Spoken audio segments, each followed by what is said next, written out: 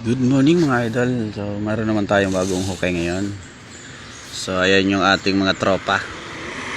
Ayan ah. So ayan ah. So ito yung ating natapos ng riprap na ganda sa dulo.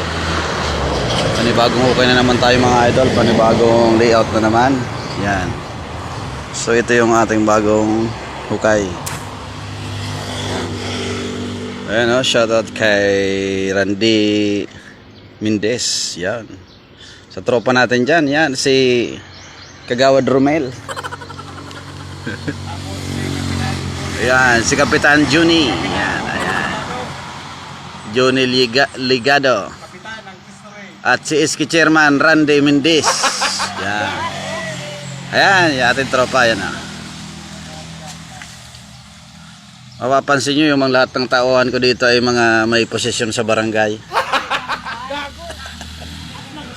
So yan mga idol.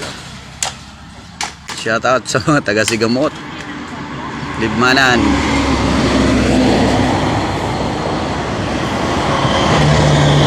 Nandito tayo ngayon sa Sigamot. So ito yung aming na-finish na.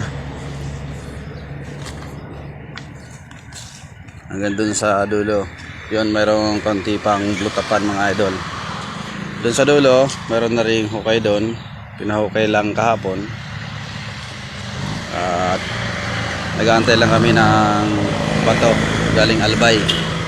Yun po kasi ang ginagamit namin dito sa stone masonry para matibay yung bato na galing sa Albay.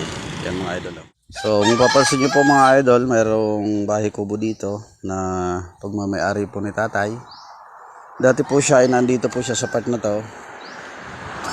So wala po tayong magagawa kasi inabot ng sukat kaya pinalis po natin. So yan po yung kanyang bahay kubo. Sabi ko po sa kanya ay bibilan ko po siya ng trapal mga idol para mailagay niya dyan sa bahay kubo niya. Yan po si tatay oh. Inaayos niya yung kanyang tirahan. So yun mga idol, at medyo umuulan na naman ngayon. Yan o.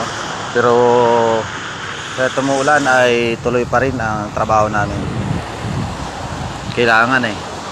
Pag walang trabaho, walang pera, walang pangbigay sa pamilya. Yun. Ganun lang yun. Para mabuhay at para may pangbuhay sa ating pamilya. Kailangan magtrabaho. Rain or shine tayo dito mga idol. Trabaho lang. Mga idol, nandun sila sa dulo. Ayun o, nagbubuhos kami ng pundasyon para makamadahan uli. So yan mga idol ang ginagamit namin. Boulders na galing sa Albay. Napakatibay niyan mga idol. Pati yung buhangin na ginagamit namin mga idol ay Albay sand. Kaya matibay po yung aming stone masonry. So hanggang dyan lang muna mga idol. Abangan nyo na lang yung aking mga susunod na vlog dito sa aming site. So again, keep safe and God bless you always. Bye bye.